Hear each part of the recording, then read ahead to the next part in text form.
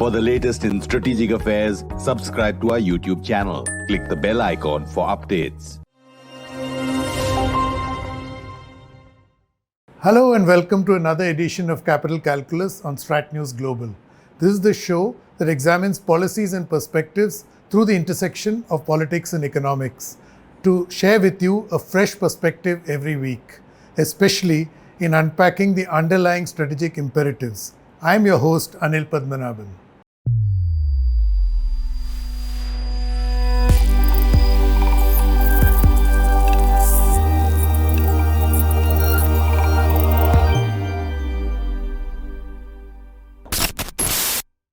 Little less than a fortnight ago, Reliance Industries chairman Mukesh Ambani announced that Jio's 5G services would be launched this Diwali. Delivered with his usual flourish, Ambani also claimed that Jio's 5G services would be a game changer for India. Let's listen in. Today I want to announce the next leap forward that Jio is creating in digital connectivity, especially in fixed broadband, and that is Jio 5G services. Using 5G technology, we can now deliver breakthrough increases in broadband speed, network capacity, and number of connected users while dramatically reducing latency.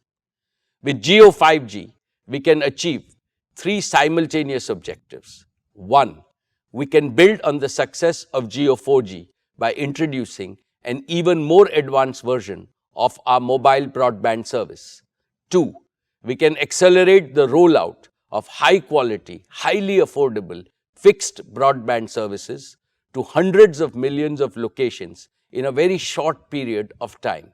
And three, we can use this vastly expanded broadband availability to further stimulate the adoption of connected, intelligent solutions across all walks of life. Specifically, we can connect over 100 million homes with unparalleled digital experiences and smart home solutions. We can leapfrog tens of millions of small merchants and small businesses by empowering them with cutting-edge plug-and-play solutions delivered from the cloud. We can provide lakhs of medium businesses with the same digital capabilities that were historically available only to larger companies. Jio has thrown down the gauntlet. Its principal rival, Airtel, is not far behind. They too have signaled that the launch of their 5G services is imminent. What will these 5G services mean for the consumer, enterprises, and of course, India's digital economy? To understand this and more, I spoke to Mahesh Uppal, a consultant of vast experience and head of ComFirst India, a telecom consultancy. I began by asking Mahesh as to whether Mukesh Ambani can really walk his tall talk. It's a very good question. You may recall that Jio has transformed the mobile broadband space in a very, very impressive way. But Jio has had relatively less success in its fiber business. The kind of expectations that were raised about how widespread Jio fiber would be, in my humble opinion, have not been realized. And the main reason for that is not either financial or that somebody doesn't have the capacity. It's actually that physical infrastructure is a huge challenge. When you have to deliver a wire into every home, which is what Jio Fiber is about, the situation changes dramatically from delivering a wireless signal from a tower. So if I was to set up a tower, then everybody in the range of that tower who's a subscriber automatically gets connected. But in case of fiber, this is not the case. Why do I talk about this? Because 5G will require a much denser infrastructure. It will require many times more towers. Admittedly, those towers will not be the huge structures that we see currently. They would be smaller and shorter in height. but they will have to come on all kinds of public infrastructure, ranging from not just buildings and homes, etc., but also, for example, electric poles and various other such public places, because you will need a tower at relatively short distances, hundreds of meters rather than kilometers. So now that exercise is a far more challenging exercise. It requires many, many times more coordination.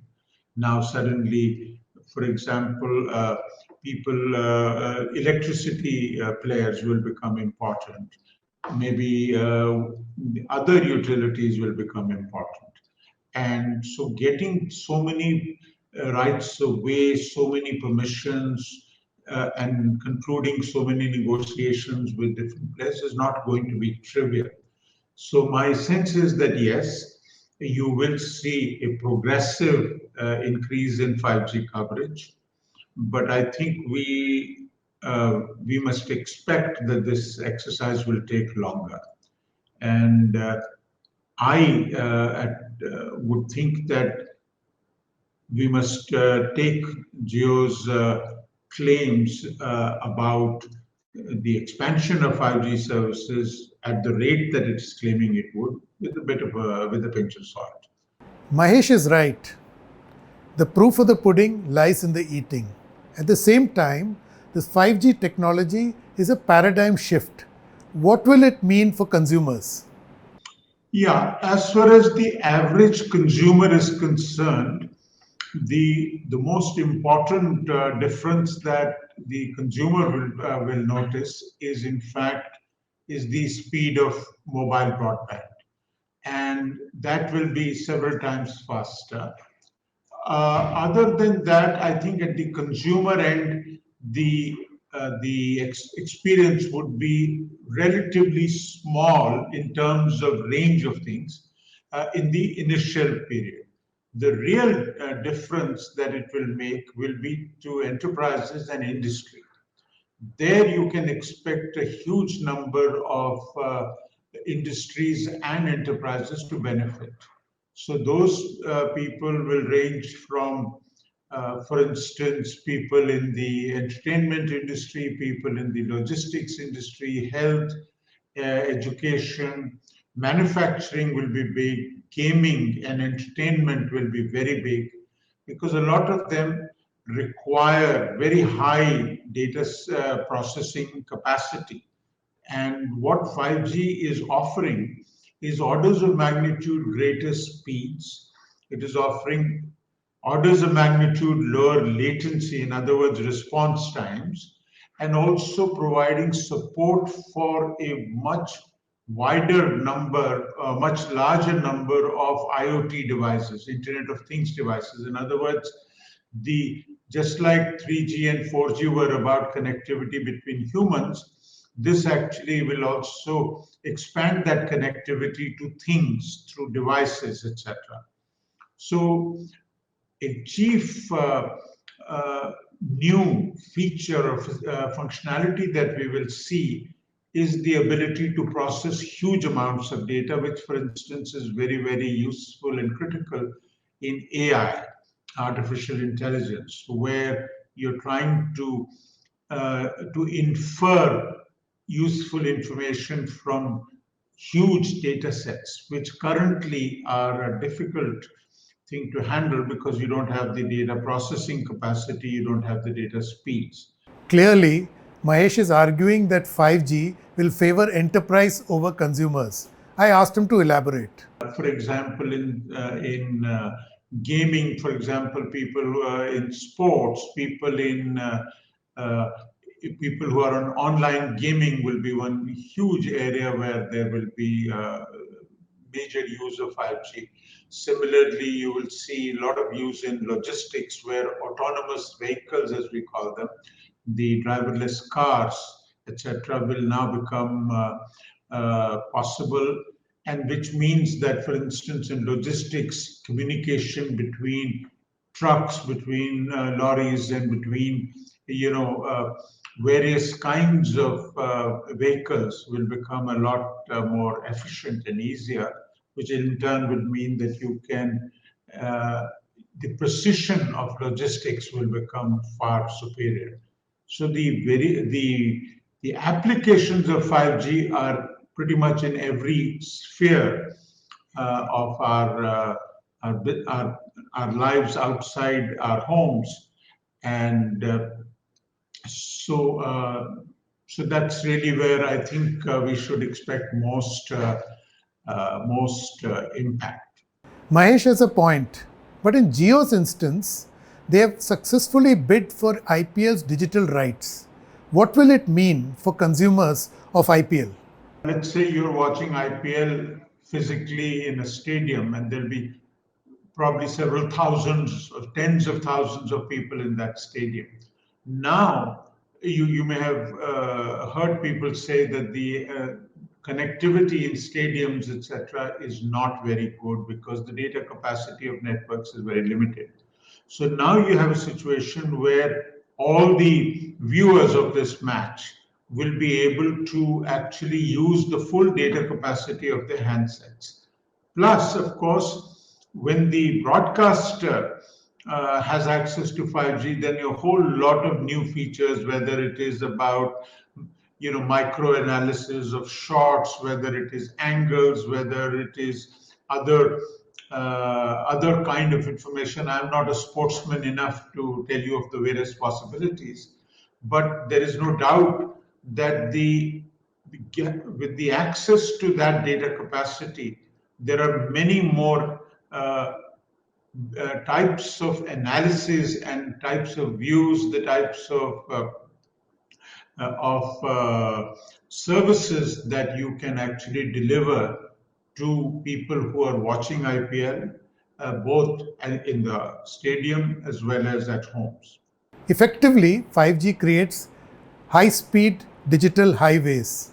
Presumably, it augurs well for value added services. Absolutely. And we've already mentioned the number of different enterprises and industries it will touch. And in fact, I would wager that pretty much every industry will perhaps see some impact. Now, what that means is that the number of players who will be involved in the 5G value chain, if you like, will not simply be the equipment players and the device makers and the network operators, but a whole lot of other people.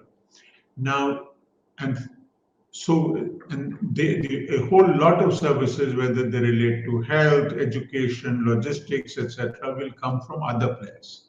How then will 5G impact India's playbook in bridging the divide on health and education?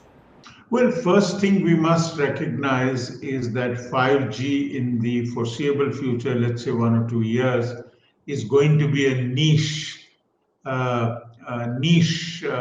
industry, if you like, or a niche set of applications and niche service. In other words, the users of this will be very particular parts of industry. Now, take for instance healthcare.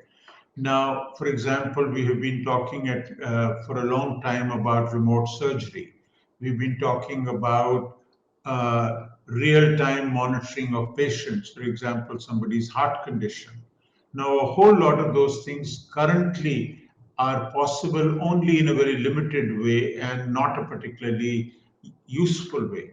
But now, once you have the ability to process large amounts of data, then, for instance, you will be able to alert somebody to an impending heart attack, for example.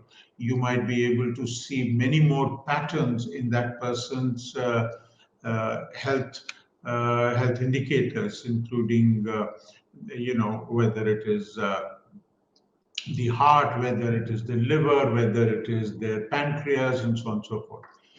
Similarly, a whole lot of attention has been paid to remote surgery. Then once you have the data capacity and the applications involved, then clearly those possibilities also increase. But when you look at all these things, they look like things that uh, will not, at least at first, be accessible to the average person on the ground. These will be specialized services. These will be available probably to people who are in a position to hospitals that have the incentives to offer those services, and patients who can presumably pay for these services. And of course, one should not uh, rule out the possibility that public health infrastructure also could benefit hugely if 5G makes it cheaper and more cost effective to deliver services. It is clear then that the business of communication is poised for a major makeover. Mediums can now be mixed and matched.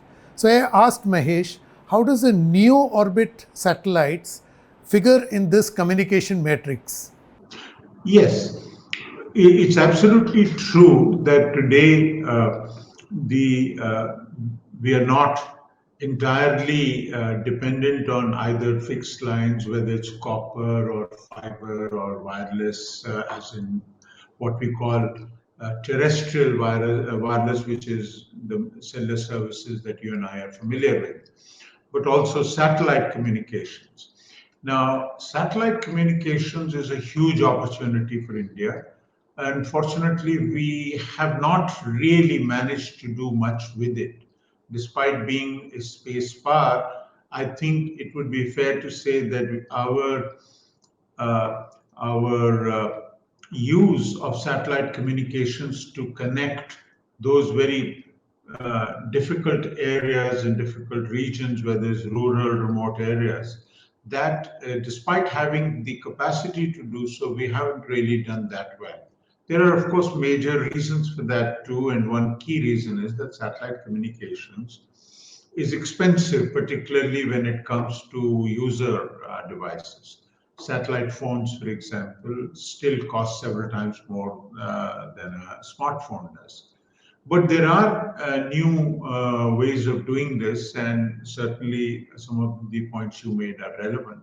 For example, many of the players, the LEO players in particular, are thinking of using satellite communications not for end users, but for what are called B2B services. So, in other words, to deliver capacity to an Earth station from where it can then be used by different means, not necessarily satellites. So, the end user does not really need the the expensive handset or whatever. So there are possibilities, and much more can be done, particularly in those areas where we are facing difficulties. Unfortunately, our regulatory regime also comes in the way. Mahesh makes an interesting reference to regulation here. Telecom services no longer need to be delivered only through telecom networks. So, how will regulation play out when such overlaps happen? Well, it's very interesting you should ask that. Yes, I'm referring to both the Department of Telecoms, which is still the body that issues licenses, the regulator, which is dealing with a whole lot of issues, for example, of tariffs, interconnection, and quality of service, etc. And plus other regulators who will now willy-nilly get involved. For example, what happens if some surgery goes wrong?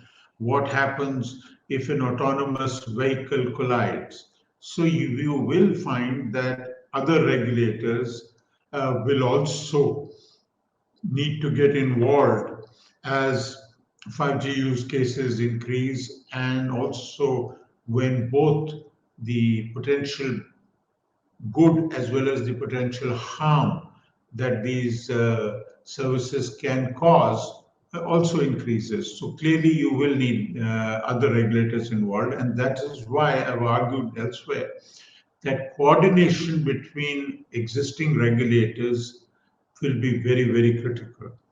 And the current separation of these of the regulatory bodies and the relationships between them will probably need to be fine-tuned.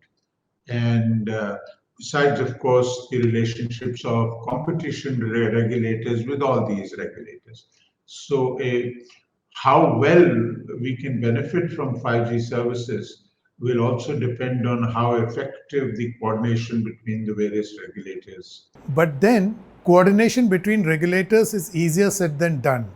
Not only is there a capacity issue, most regulators are extremely turf conscious. I think is going to become a bigger and bigger challenge because you will need far more sophisticated expertise, knowledge, sensitivities, etc. And for which you must have the flexibility to involve experts, and whether it's domain experts, whether it's legal experts, and so on and so forth, to become regulators. Because if our existing model continues, which is essentially depend primarily on bureaucrats to regulate this sector, these sectors now, I think we may come short. We may actually not be able to make the best use of a potentially very, very powerful technology with huge implications for pretty much every sector. It is then clear that the regulatory framework will need to be packed with domain expertise and require soft touch. The past practice of treating its leadership as sinecures for retiring bureaucrats need to be re-examined. It would be, as Mahesh argued, key in India realizing the full potential of 5G, especially its version of the digital economy believes in doing public good. That's all for this week. Thank you for watching. Don't forget to subscribe to Strat News Global on YouTube. Hit the bell icon so that you don't miss updates, and do share your insights and suggestions with us. I am available on Twitter at Capital Calculus. I'll be back next week with another episode of Capital Calculus.